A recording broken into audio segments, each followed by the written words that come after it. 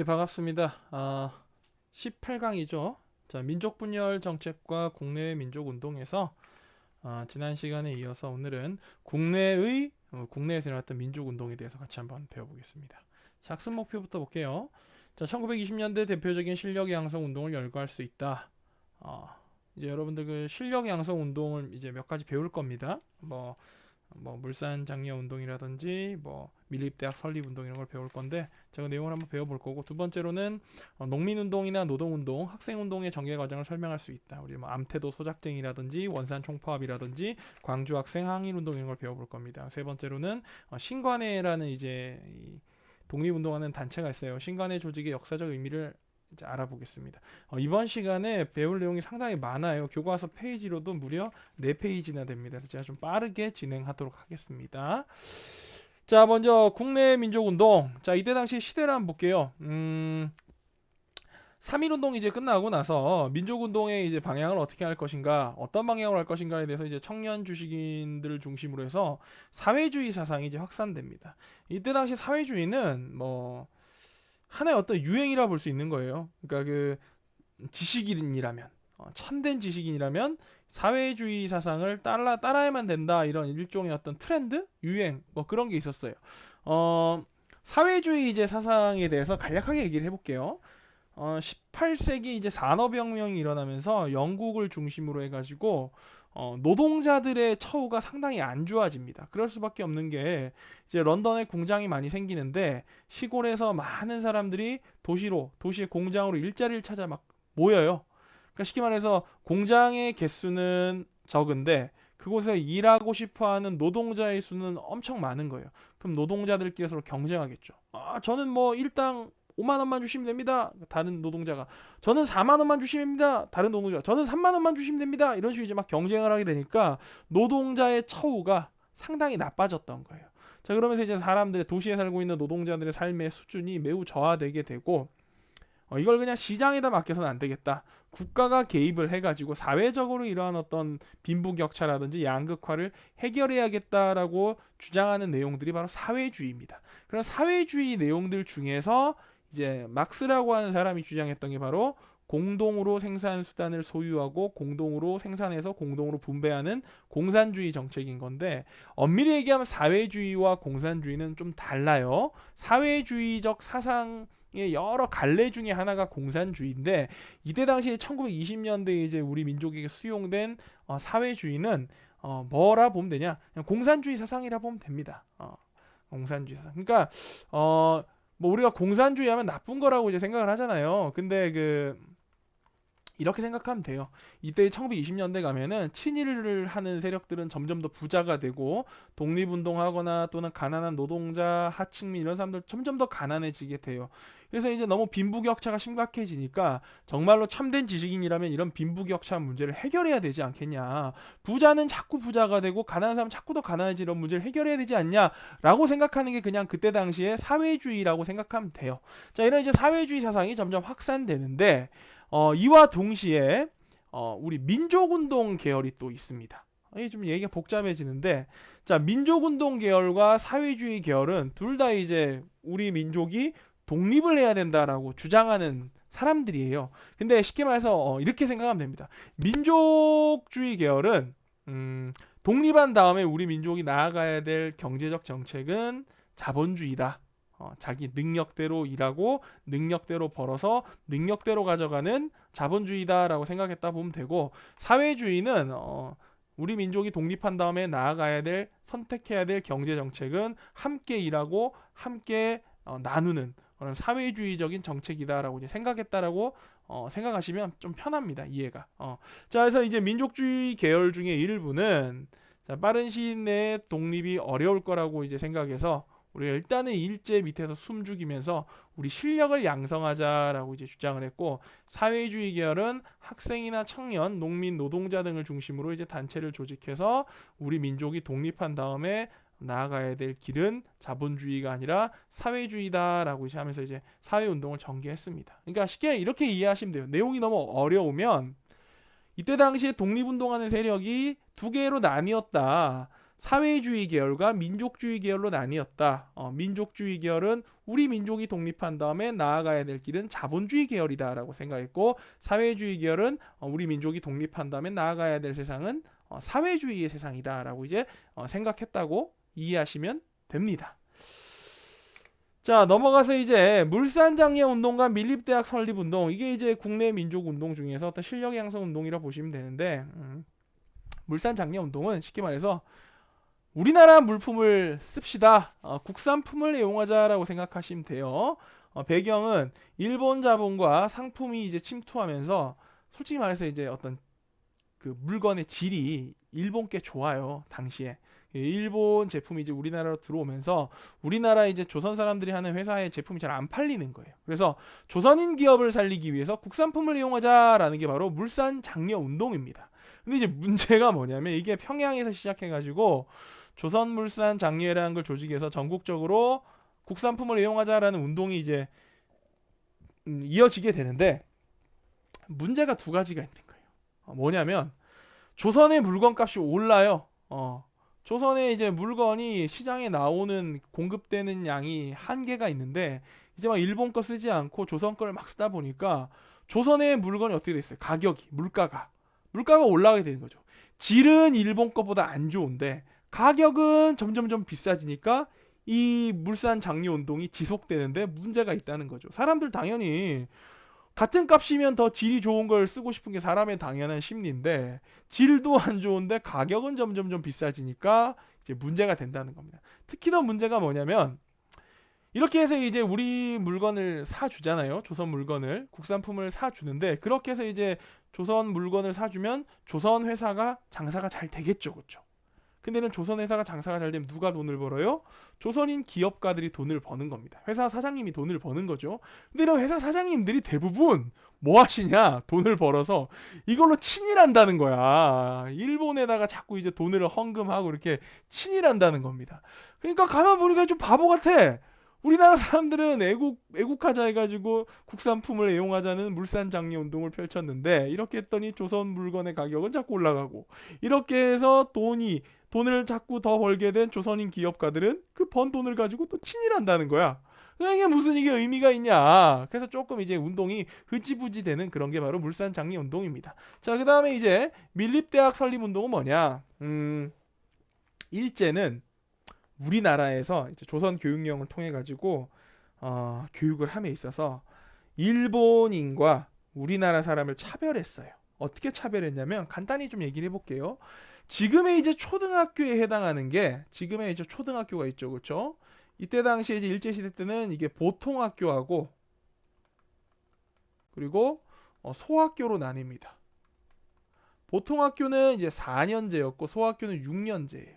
그러니까 소학교가 오늘날 초등학교하고 시스템이 같다 보면 되죠. 근데 이제 우리나라 사람은 어디를 보내냐면은 보통학교를 가야 돼요. 우리나라에 들어와 살고 있는 일본에서 건너온 일본 본토 사람은 소학교를 갑니다.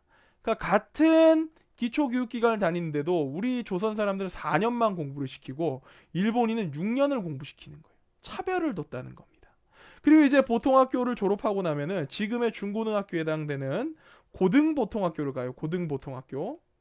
조선 사람들은 고등보통학교를 가고 일본인들은 이제 중학교를 갑니다. 중학교. 그때 이름이 중학교였어요. 근데 고등보통학교는 또 몇 년제였냐? 이게 고등보통학교가 이게 4년제였어요. 일본인들이 다니는 중학교는 5년제였어요. 그러니까 지금 이제 수준으로 고등학교까지 졸업을 해도 우리 조선 사람들은 공부를 8년 배운 거고 일본인들은 11년을 배운 거예요. 3년의 차이가 생긴다는 겁니다. 이런 식으로 일제가 우리와 일본인들 간의 교육에 차별을 줬어요. 자, 그런데 일본인들은 졸업하고 나면은 일본 본토로 이제 대학 공부를 하러 떠나요. 근데 우리 조선인들은 고등보통학교까지 졸업하고 나면 더 이상 상급 학교로 갈 고등교육기관이 없다는 겁니다. 즉 오늘날 대학에 해당되는 교육기관이 없다는 거예요. 그래서 우리나라 사람들이 우리나라 조선인의 돈으로 밀립대학, 민간이 설립하는 밀립대학을 만들어서 우리나라 조선인들의 고등교육을 책임지자 해가지고 시작한 운동이 바로 밀립대학 설립운동이에요. 근데 이 밀립대학 설립운동은 실패로 끝납니다. 이제 성금을 모아가지고 한국인의 힘으로 대학을 설립을 시도하려 그러는데 이 밀립대학 설립 운동을 이제 총독부가 빨리 파악하고는 좋아 조선 땅에도 조선인들도 와서 공부할 수 있는 학교를 만들어 주겠어 해가지고 이제 뭘 만들어 주냐면 그렇게 만들어진 대학이 바로 오늘날 이제 서울대학교의 전신이라고 볼 수 있는 경성 제국대학교를 만들어 줍니다. 그러면서 이제 밀립대학 설립 운동은 뭐 또 흐지부지 되게 되는 그런 이제 아쉬운 면이 있습니다. 이런 게 이제 국내에서 일어났던 어떤 그 실력 양성 운동의 어떤 흐름이라 보면 돼요. 자, 그다음에 이제 국내 민족운동, 농민운동과 노동운동을 보겠습니다. 먼저 농민운동부터 볼게요. 농민운동. 자, 농민운동 이제 농민들이 운동을 하는 건데 모여서 체조를 하는 게 아니고 쉽게 말해서 소작투쟁을 하는 겁니다. 당시 이제 그 소작투쟁 이제 땅 주인인 지주가 있고 지주 아래서 지주로부터 땅을 빌려서 농사짓는 소작농이 있는 거죠. 이때 당시 이제 소작농들이 소작료를 어느 정도 냈냐? 땅에서 농사지어 생산한 그 양의 한 4할에서 한 5할 정도를 지주한테 줬습니다. 퍼센테이지 되면 한 40%에서 50% 정도를 소작농이 지주한테 이제 줬던 거죠. 근데 이때 당시 이제 전라도에 가면 전라남도에 암태도라고 하는 섬이 있어요. 지금 이제 천사대교라는 걸로 육지로 연결되어 있는 건데 대충 어디냐면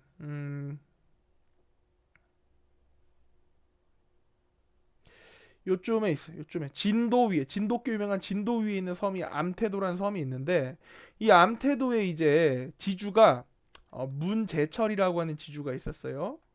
이 사람 집안이 이제 이쪽 일대에서 염전 사업을 크게 해가지고 돈을 많이 번 부자 집입니다. 문제철이라는 이 사람이 친일 활동을 통해 가지고 더더 부자가 돼서 땅을 많이 늘려요. 땅이 얼마나 많이 늘었냐면은 300만 평 정도를 문제철이 갖고 있었어요. 근데 산미증식 계획을 일제가 추진하면서 일제가 조선 땅에서 늘어난 쌀 생산을 일본으로 헐값에 가져가야 되잖아요. 그래서 이 미곡을 저가로 쌀값을 낮게 하는 이 미곡의 저가 정책을 추진합니다. 그러니까 쌀값 시장에서 막 강제로 낮춰버리는 거예요. 일본이 싸게 사가려고.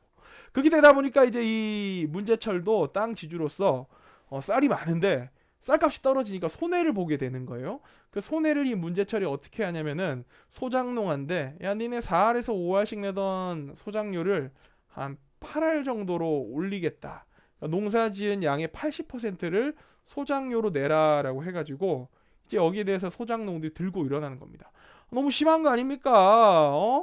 그렇게 이제 막 그 이제 이 소작쟁이가 벌어지는데 처음에는 이거를 막 눌러요 힘으로 목포 경찰서에서 와가지고 막 이 소작농들이 막 항의하는 걸 막 무력으로 시위를 진압하고 하는데 이게 이제 막 소문이 나면서 이 소작쟁이 자체가 확산될 조짐이 보이는 겁니다. 전국적으로. 그래가지고 이제 일제 입장에서 이게 전국적으로 퍼져서 온 전국의 농민들이 다 소작투쟁하면 골치 아파지잖아요. 그래서 이제 문제철 보고 당신이 좀 양보해가지고 소작농들하고 합의를 보시오. 그래서 이제 문제철이 이제 소작료를 기존의 4할 수준으로 낮추면서 합의를 보게 돼요. 근데 재밌는 거는 이 문제철이 분명히 친일했던 사람이거든요. 근데 우리나라에 이제 친일 활동을 했던 사람들 그 사람 리스트를 쭉 정해놓은 책이 있어요. 친일 인명 사전이라고 있는데 거기에 이 사람이 빠져 있어요. 왜 빠져 있냐면 이 문제철이라는 사람이 친일도 했지만 동시에 상해 임시정부에 독립운동 자금도 주고 또 학교도 세워서 민족운동을 또 민족교육을 또 실시합니다. 문태학원인가 이제 문태중학교, 문태고등학교라고 이제 전라도 이쪽 지역에 지금도 있는 학교인데 학교도 만들어서 민족교육도 해요. 독립운동 자금도 되고. 그러니까 좀 웃기죠. 친일을 한다고 총독부에도 헌금도 내고 또 독립운동 또 하는 또 세력한테 또 돈도 지원해 주는 겁니다.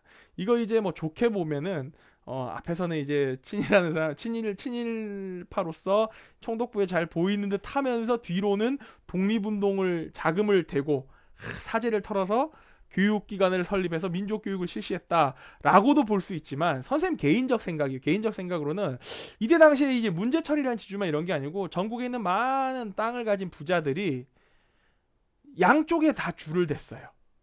총독부에도 돈을 주고 상해 임시정부에도 독립자금을 댑니다. 왜 그랬냐면은 제 생각에는 제 개인적인 생각이에요. 앞으로 세상이 어떻게 될지 모르잖아요.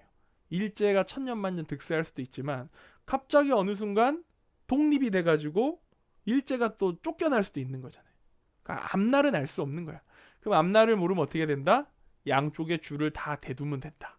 총독부에도 돈을 주면서 일제와도 긴밀하게 지내고 또 상해 임시정부에 독립운동 자금도 대면서 또 임시정부와 독립세력과도 또 긴밀하게 지내고 이렇게 양쪽에다 돈은 많으니까 양쪽에다 줄을 대면은 나중에 앞날이 어떻게 오더라도 다 대비할 수 있지 않냐. 뭐 그러한 생각에서 당시에 많은 지주들이 독립운동 자금도 되고 일제에도 또 헌금도 하고 이렇게 하지 않았나라는 게 제 개인적인 생각입니다. 제 개인적 생각이에요.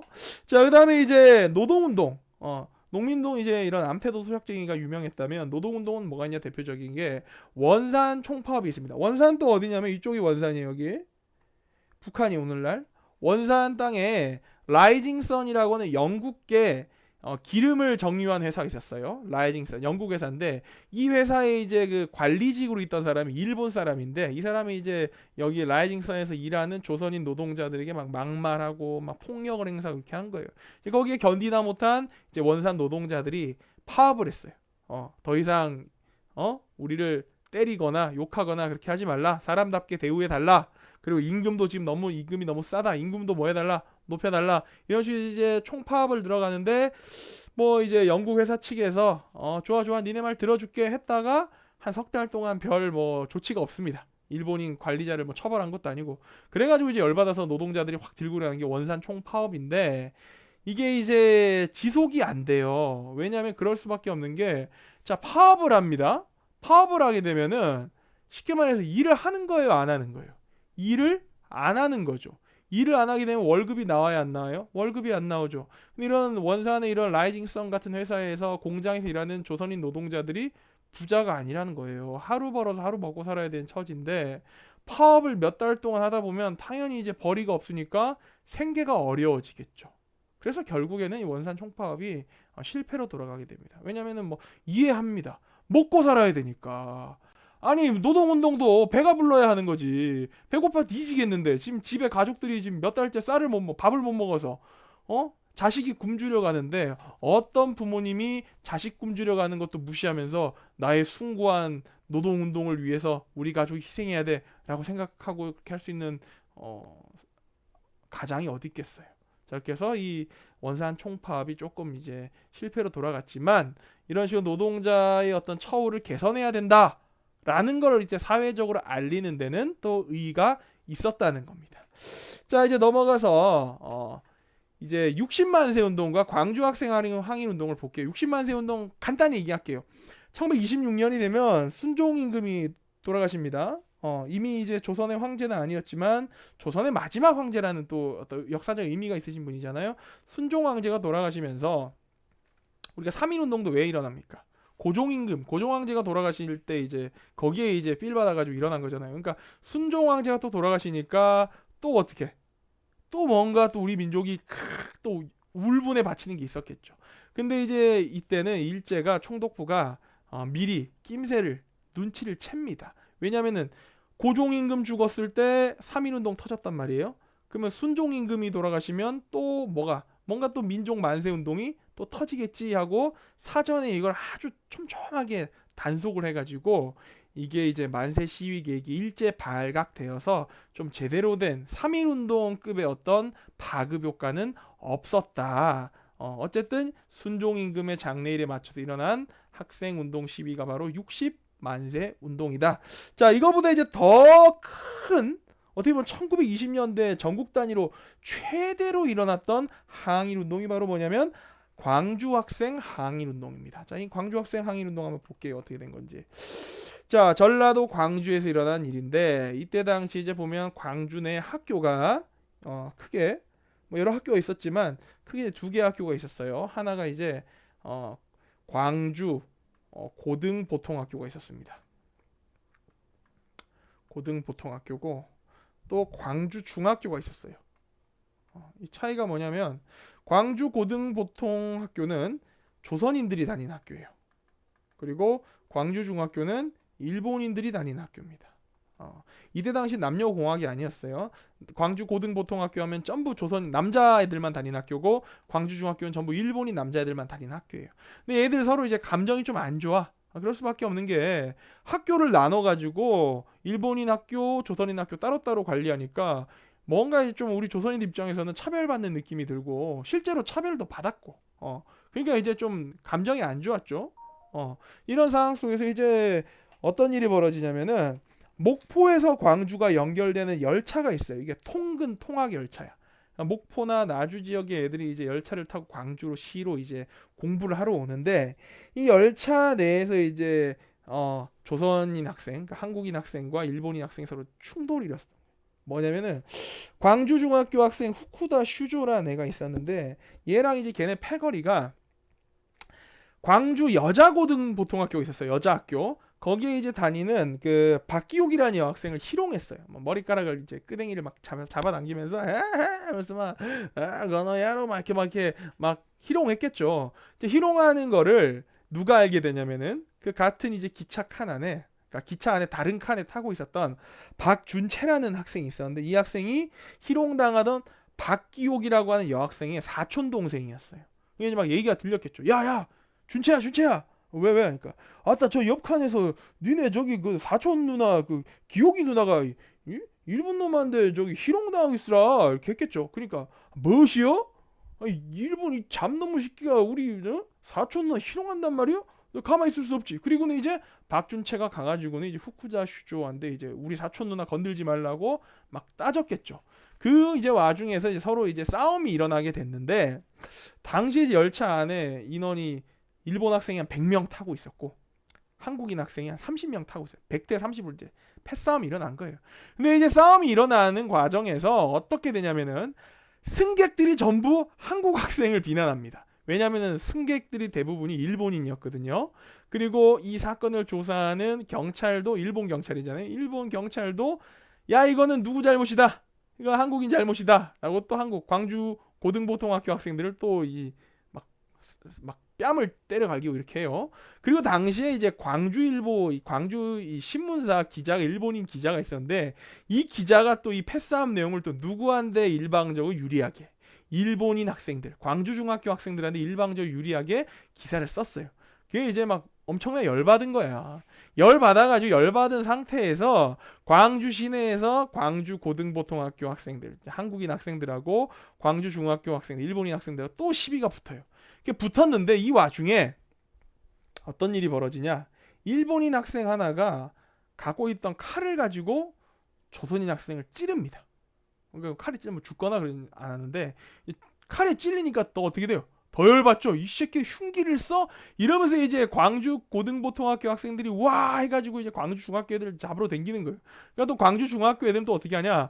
또 광주 중학교 또 교사 이 광주 고등보통학교나 광주 중학교가 선생님들은 전부 일본 사람들이에요. 광주 중학교에 이제 일본인 유도 교사가 선생님이 앞장서 가지고는 막 학생들을 막 목검이랑 막 죽창으로 무장을 시켜 가지고는 광주 고등보통학교 애들 잡으러 댕기는 거예요.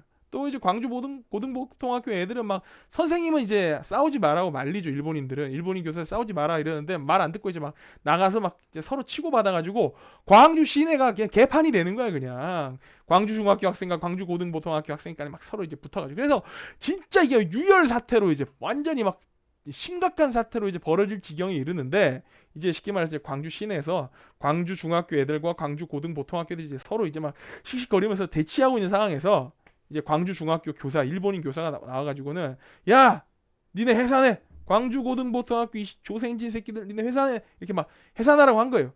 근데 재밌는 게 여러분들 그 약간 선생님들도 여러분들이 이제 뭐 패싸움하고 이러면 안 되겠지만은 만약에 패싸움을 한다면 당연히 누구를 응원하겠어요? 자기네 학교 학생들 응원한다 이거야. 그러니까 광주 고등보통학교 선생님들 다 일본 사람들인데 막 광주 중학교 선생님이 얘도 일본 사람이잖아요. 광주 중학교 선생님 나와가지고는 광주 고등보통학교 학생들을 막 꾸짖으면서 야 니네 물러서 해산해 이러니까 광주 고등보통학교 선생님들이 왜 우리 학교 학생들한테 그러냐고 니네 학교 학생들도 잘못했는데 하고는 오히려 막 목소리를 높입니다. 그러니까 좀 웃기죠. 일본인 교사 간에 서로 막 이제 감정 싸움이 된 거예요. 그래서 이제 광주 고등보통학교 교사 와타나베라는 교사가 야 싸우기는 같이 싸우는데 왜 우리 학교 애들한테만 그러냐? 니네 학교 애들도 잘못했잖아. 그렇게 해가지고는 서로 이제 그냥 이 광주 중학교 일본인 교사들이 그래 그 네 말이 맞긴 맞아. 그래가지고 이제 서로 그 어떻게 되냐? 그냥 협의를 해가지고 서로 이제 물러나게 됩니다. 근데 이제 이 패싸움 일어난 과정을 갖다 일본인 경찰들이 조사하면서 이제 우리 한국인 학생들, 광주 고등보통학교 학생들 이제 잡아간 거죠. 구속을 시킨 거죠. 싸움했다 이렇게 해가지고. 그러니까 이제 학교에 왔는데 학생들이 보니까 막 빈자리들이 보이는 거예요. 야, 뭐 누구 준석이 잡혀갔대, 뭐 준채 잡혀갔대, 뭐 명식이 잡혀갔대. 막 이러니까 어떻게 왜 우리의 조선 학생들만 잡아가냐? 이래가지고 열받아서 그냥 완전히 이제 학생들의 집단 시위가 이제 벌어지게 됩니다. 이게 이제 11월 3일 날 시위가 이제 광주 시내에서 벌어지면서 이 시위가 전국적으로 확산이 돼요. 그래서 전국에서 막 194개교로 늘어났다가 나중에는 320개교까지 늘어나요. 그래서 5만 명이 넘는 학생이 전국적으로 학생 시위에 참가해서 막 학교 가지 않고 막 시위를 하는 겁니다. 그 결과 한 3천 명 이상이 일제에서 막 정학을 받거나 퇴학 조치를 받게 돼요. 어쨌든 5만 명이 넘는 학생이 전국적으로 이제 이 시위 운동에 참가하면서 이게 3.1 운동 이후에 최대 규모의 민족 운동으로 일어났던 게 바로 광주 학생 항일 운동이었고, 광주 학생 항일 운동이 이제 팍 이제 터진 11월 3일. 이 11월 3일 바로 오늘날까지도 이게 학생의 날입니다. 학생의 날이에요. 원래 학생의 날이었는데 이게 이름은 지금은 학생 독립운동 기념일이 되어 있습니다. 11월 3일. 자, 이렇게 해서 우리가 광주 학생 항일 운동까지 한번 같이 봤습니다. 자, 이제 넘어가서 마지막으로 신간회 조직과 활동. 자, 이거 간단해요. 신간회란 조직이 뭐냐? 1927년에 만들어진 조직인데 아까 앞서 얘기한 것처럼 1920년대 들어오면은 독립운동한 세력이 이제 크게 두 개로 나뉜다 그랬죠. 독립운동한 다음 세상 어떻게 할 것이냐 해서 민족주의 세력과 사회주의 세력으로 나뉘었다 했죠. 근데 이제 서로 나뉘어지니까 어떻게 되겠어요? 서로 간에 이제 분열이 일어나고 제대로 된 이제 독립운동이 안 되겠죠. 거기다가 이 민족주의 세력 중에 일부 사람들은 이거 보니까 일제로부터 독립하려면 시간이 너무 오래 걸릴 것 같아. 일단 우리가 일제의 통치를 인정하고 일제 통치 인정하면서 우리가 좀 자치적으로 자치권을 좀 더 많이 획득하는 그런 방향으로 조금 뭐 민족 독립 운동을 좀 진행하면 안 될까 하면서 쉽게 말해서 변절자들이 등장하게 되는 거죠. 그래서 이제 막 분열이 일어나게 되니까 야, 더 이상 민족주의 세력과 사회주의 세력으로 나뉘어가지고 독립운동하지 말고 우리 항일 독립운동을 모여서 한 조직으로 같이 하자. 그래서 새로운 독립운동의 새로운 줄기를 만들자 해서 만들어진 조직이 바로 신간회입니다. 신간회의 신자가 새로울 신자에 가는 줄기간자예요. 독립운동의 새로운 흐름을 만들겠다. 신간회입니다. 그래서 민중을 계몽시키려고 하고 민족의식 고취를 위한 강연회도 개최하고 일제 정책을 비판하고 농민운동, 노동운동, 사회운동을 후원하고 또 광주학생 항일운동 당시에 이거를 공정하게 조사를 해가지고 전국에 알려서 확산하는 데도 기여를 했습니다. 그래서 신간회는 복잡하게 생각할 거 없이 분열되어 가던 독립운동 계열을 사회주의 계열과 민족주의 계열을 하나로 좀 뭉치고자 했던 집단이 바로 신간회다라고 알면 됩니다. 하지만 신간회는 이후에 이제 서로 다른 방향성을 가진 세력을 하나로 뭉치다 보니까 이제 막 내부의 갈등이 벌어지면서 결국에는 해체되게 됩니다. 자, 여기까지 우리가 하면서 이제 내용을 다 봤고요. 한번 퀴즈를 통해서 내용을 정리해 봅시다. 1920년대 국내 대표적인 실력 양성 운동은 무슨 운동과 무슨 운동? 예, 물산장려 운동과 밀립대학 설립 운동이 있다. 자, 두 번째, 1929년 일어난 무슨 운동은 3.1 운동 이후 일어난 최대 규모의 민족 운동이다. 광주 학생 항일 운동이 되겠죠. 광주 학생 항일 운동. 자, 이렇게 해서 또 세 번째, 1927년 일제와의 타협을 거부하는 민족주의 세력과 사회주의 세력이 연합하여 뭘 조직했다? 예, 신간회를 조직하였다. 자, 이렇게 해서 우리가 18강 강의도 또 마쳐봤습니다. 내용이 좀 많았죠. 급하게 진행하느라 정신없을 텐데 교과서 내용 한번 보시면서 조금 찬찬히 정리해 보시면 될 것 같습니다. 다음 시간에는 국외 민족운동에 대해서 같이 한번 배워보도록 하겠습니다. 자, 감사합니다.